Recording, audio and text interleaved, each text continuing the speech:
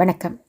திரைப்பட இயக்குனரும் சிறந்த சிறுகதை ஆசிரியருமாகிய ராஜாராம் அவர்கள் எழுதிய சேது ஐயா தவறிட்டாரு என்ற கதையுடன் கதை சொல்லும் நேரத்தில் இணைந்து கொள்பவள் நான் உங்கள் கௌசி.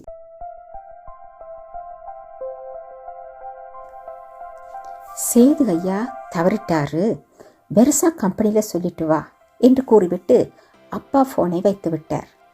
என் அம்மாவின் அப்பா அவர். வடிகட்டின கஞ்சன். அம்மாச்சி எங்களுக்கு எது கொடுத்தாலும் அவருக்கு தெரியாமத்தான் கொடுக்கும். வீட்டில் யாரையாவது திட்டிக்கொண்டே தான் இருப்பார். அவருக்காக இல்லைன்னாலும் அம்மாச்சிக்காக போய்த்தான் ஆக வேண்டும். இந்த சாவு எல்லாம் சனி ஞாயிறில் வராதா? செவ்வாய்க்கிழமை போய் லீவு கேட்டா அவன் ஏதோ அவங்க குடும்பத்தை பற்றி தப்பாக பேசின மாதிரி பார்ப்பான். ஒரு வழியாக லீவு வாங்கிட்டு பஸ் ஏறிட்டேன். 3 மணி நேர பயணம் அவர் மேலிருந்த கோபத்தை இன்னும் அதிகமாக்கியது. எங்கள் அம்மா தான் மூத்த பொண்ணு. அதுக்கப்புறம் லதா சித்தி, கண்ணன், சீனி, 2 மாமா, மொத்தம் 4 பிள்ளைகள். எனக்கு விவரம் தெரிகிற வயசு வரைக்கும் எல்லாரும் ஒன்றாத்தான் இருந்தோம். ஐயாவால் வந்த சண்டை தான் குடும்பத்தை பிரித்தது. நாங்கள் டவுனுக்கு வந்துட்டோம். லதா சித்தி தான் இப்போ வரைக்கும் பார்த்துக்கிச்சு. பஸ் சிவகங்கை பஸ் ஸ்டாண்டை வந்தது. இங்கிருந்து முத்துப்பட்டிக்கு சேர் ஆட்டோ தான். என்ன மாப்பிள்ள, போன வாரம்தான் பெருசை வந்து குடும்பமாக பார்த்துட்டு போனீங்க. அப்பெல்லாம் முடியாமல் நீங்கள் ஊருக்கு போனதுக்கு அப்புறம் முடியுது, உங்களுக்கு தான் அலைச்சல் என்று சேர் ஆட்டோ ஓட்டும் சன்னாசி மாமா பேச ஆரம்பித்தார். ஆமாம் மாமா, நான் வரலன்னு தான் சொன்னேன், அம்மா தான் கேட்கல.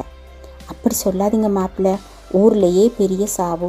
ஊரே ஐயா வீட்டில் தான் நிற்கிது. ஐயா பேச்சை கேட்க ஊரே நிற்கும். அப்படிப்பட்ட ஆள் போயிட்டாரு. கல்யாண சாவு மாப்பிள்ள, பாருங்க எப்படி எடுக்கிறாங்கன்னு. ஒரு நாள் ஐயா அம்மாச்சியுடன் சண்டை போட்டு கொண்டிருந்தார். இப்படி சண்டை போட்டிங்கன்னா அம்மாச்சியை எங்கள் வீட்டுக்கு கூட்டிகிட்டு போயிடுவேன், பார்த்துக்கோங்க. நீ கல்யாணம் பண்ணி உன் பொண்டாட்டியை இங்கே கொண்டாந்து விட்டுட்டு இந்த கிழவியை கூட்டிகிட்டு போன்னு சிரித்தார். ஆனால் எனக்கு கோபம் மட்டும்தான் வந்தது, சிரிப்பு வரல. ஆட்டோ ஊர் எல்லையில் நின்றது. மாப்பிள்ளை இன்னும் ஒரு 2 ஷிஃப்ட் மட்டும் ஓட்டிட்டு வாரேன், இப்போ வீட்டுக்கு வந்தால் திரும்ப போக முடியாது என்று சொல்லிவிட்டு இன்றும் காசு வாங்காமல் சென்று விட்டார். மைக் செட் வச்சு ஒப்பாரி வைக்கும் சத்தம் ஊர் எல்லை வரை கேட்டது. நடந்து போகும் வழியில் பிரசிடென்ட் பெரியப்பா வந்தார். என்னப்பா, உங்கள் மாமன் சீனி குஜராத்தில் இருந்து கிளம்பிட்டாரா இல்லையா? ஐஸ் பட்டி சொல்லியாச்சா? இல்லை பெரியப்பா, இப்போ தான் வந்தேன், இனிமே தான் போய் பார்க்கணும். அதெல்லாம் மூர்க்காரங்க விட்டுருவாமா, இருந்தாலும் மூத்த பேரண்ணி எடுத்து செய்யணும் என்று சொல்லிவிட்டு அவர் குழிவெட்ட ஆள் சொல்ல போய்விட்டார். மரணத்தை மிக அருகிலிருந்து இன்றுதான் பார்க்கிறேன். என் மீது இளவு வாடை அடிப்பது போல் ஓர் உணர்வு. சட்டையை முகர்ந்து பார்த்தபடி வீட்டை அடைந்தேன். அந்த காலத்து தூண் வைத்து கட்டிய வீடு. திண்ணையில் மட்டும் 20 பேர் உட்காரலாம். அதை தவிர்த்து வீட்டுக்கு முன் பெரிய சாமியான பந்தல் போட்டிருந்தார்கள். மாடு கட்டி போடும் தொழுவத்தை ஒட்டி 6 பேர் வட்டமாக அமர்ந்து தீ மூட்டிய பறையை வாட்டி கொண்டிருந்தார்கள். அவர்களில் ஒருவன் எழுந்து நாகராசு சித்தப்பாவிடம், சரக்கு கிடைக்குமா சாமி என்று கேட்டார். வாங்க, ஆள் போயிருக்கு, நீ வாட்டி முடிக்கும் போது பாட்டு உன் கையில் இருக்கும். பெரிய சாவு, வாசிப்பு பலமாக இருக்கணும். செத்த எங்கள் மாமன் எழுந்து வந்து ஆடணும், பார்த்துக்கோ என்றவாறு நுழைந்த என்னை பார்த்தார். ஏண்டா இவ்வளோ நேரம் சிவகங்கை டிரைவர்கிட்ட என் பேர் சொன்னியா இல்லையா என்றார். அவரிடமிருந்து வந்த பல வாடை தலைவர் முழு போதை என்று காட்டியது. 12 மணிக்குத்தான் கடையே திறக்கிறாங்க, இவனுக்கு எப்படி கிடைக்குது? வீட்டுக்குள் நுழைந்தேன். என்னை பார்த்ததும் அம்மா, சித்தி, அம்மாச்சி மூவரும் ஒரே குரலில் வீர்த்து அழுதனர். அம்மாச்சி ஒப்புக்கு அழுவது நன்றாக தெரிந்தது. காரணம், ஐயாவிடம் கடைசி 6 மாதமாக பேசுவதில்லை. சொத்து பிரித்த நேரம் 50,000 பணமும் 5 சென்ட் இடமும் அவர் வச்சுக்கிட்டு எல்லாத்தையும் பிரித்து கொடுத்துட்டார்.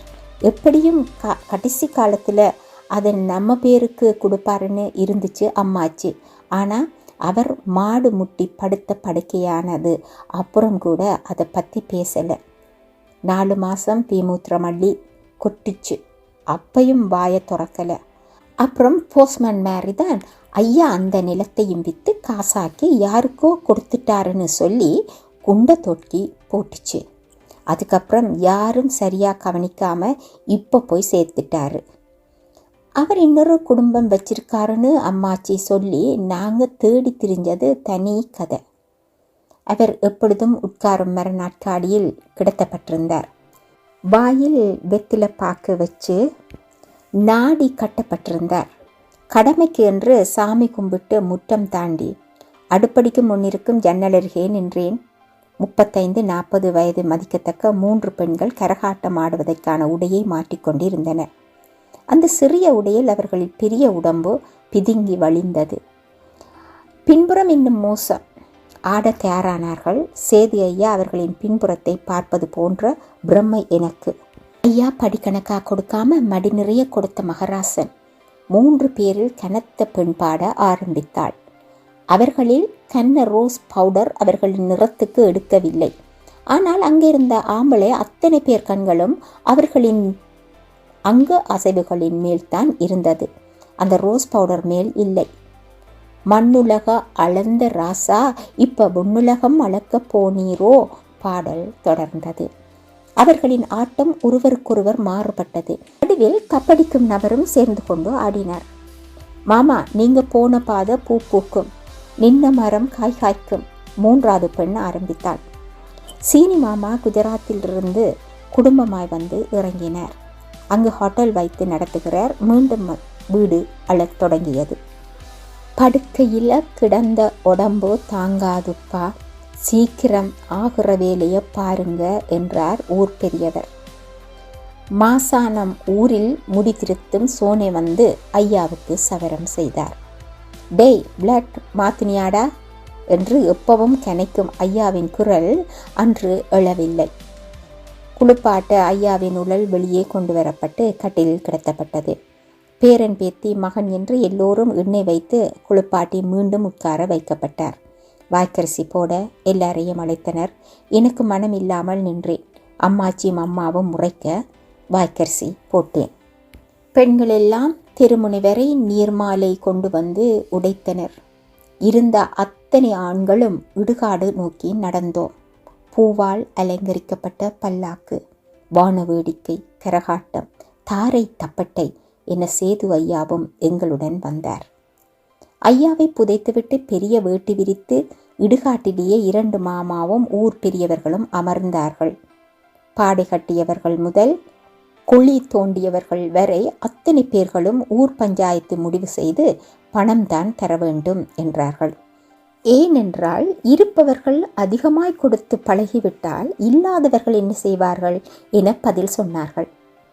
ஒரு இளவு நல்லபடியாய் முடிவடைய எத்தனை பேர் தேவைப்படுகிறார்கள் என்று இன்றுதான் தெரிந்து கொண்டேன். இரவும் வந்துவிட்டது. வீடு தன்னை புதுப்பித்து கொள்ள ஆரம்பித்து விட்டது. அம்மாச்சி தட்டில் இட்லியுடன் வந்து சாப்பிட கொடுத்தார். நான் வேண்டாம் என மறக்க, சும்மா வீம்பு பண்ணாமல் சாப்பிடுடா, அந்த மனுஷனே மண்ணுக்குள்ளே போயிட்டாரு, இவன் மறக்கிறானா பாரு என்றார். ஆம், அன்று பள்ளி முடித்து பையுடன் நேராக அம்மாச்சி வீட்டுக்கு போனால் யாரையும் காணவில்லை. நல்ல பசி. அடுப்படியில் கறி குழம்பு இருந்தது. சோத்தை போட்டு கறி அள்ளி வச்சு முதல் வாய் வைக்கும் முன் ஐயா வந்தார். என்னடா ஆள் இல்லாத வீட்டில் களவாணி மாதிரி சோத்தை திருடி தின்ற என்றார். எப்பவும் கிண்டல் செய்தால் இருக்கும் அந்த சிரிப்பு இல்லை. அவர் முன்னே கையை கழுவி பின் என் புத்தக பையை உதறிய பின் அங்கு வெகு நாட்களாக நான் செல்லவில்லை. அம்மாவின் கட்டாயத்தில் வீட்டுக்கு சென்றேன். ஆனால் இதுவரை சாப்பிடவில்லை. வீட்டில் இருப்பவர்கள் மொத்த செலவு எல்லாவற்றையும் எப்படி பிரிப்பது என்று பற்றி பேச ஆரம்பித்து ஐயா யாரிடமோ கொடுத்த அந்த பணத்தை பற்றி பேச்சு வந்தது. அம்மாச்சி ஐயாவை வசைபாட ஆரம்பித்தார். அப்பொழுதுதான் அம்மாச்சியின் அக்கா அவரிடம் பேச ஆரம்பித்தார். அவகளை அப்படி பேசாத, அவர் நல்ல நடை உடையில் இருந்த நேரத்தில் என்ன பார்க்க ஊருக்கு வந்தாக. உங்கள் தங்கச்சி முன்னாடியே கல்யாணமாகி ஒரு குழந்தையும் இருந்திருக்கு. புருஷன் எங்கேயோ ஓடி போனதால் அந்த குழந்தைய தூரத்தில் யாருக்கோ தத்து கொடுத்துட்டு என்னையே கட்டிச்சு. இது நீங்கள் யாரும் எங்கிட்ட சொல்லலை. அதுக்கு 1000 காரணம் இருக்கலாம். ஆனால் அவ சொல்லி இருக்கணும். 4 புள்ள பெத்தும் என்ன நம்பல. அவ சாக போகிற நேரத்திலையும் அவன் நம்பலன்னு தான் வலிக்குது மதினி. இதில் 1,00,000 பணம் இருக்குது, இதை அந்த பிள்ளைக்கு கொடுங்க. அவளுக்கு புள்ளனா அது எனக்கும் புள்ள தான். அந்த புள்ள எங்கே இருக்குன்னு தெரியாதுன்னு சொல்லுவீங்க. அதான் அதோட விலாசமும் இதில் வச்சிருக்கேன். இது எதுவும் யாருக்கும் தெரியக்கூடாதுன்னு சத்தியம் வாங்கிட்டாரு. ஆனால் அவரை நீங்கள் ஏசுறது பொறுக்காம சொல்லிட்டேன்னு முடித்தார். ஐயோ என் சாமி! அடித்தொண்டையிலிருந்து கத்த ஆரம்பித்தது அம்மாச்சி. இட்லியை பிசைந்து முழுங்க ஐயாவின் உருவம் ஆலமரமாய் நெஞ்சில் இறங்கியது எனக்கு. நன்றி.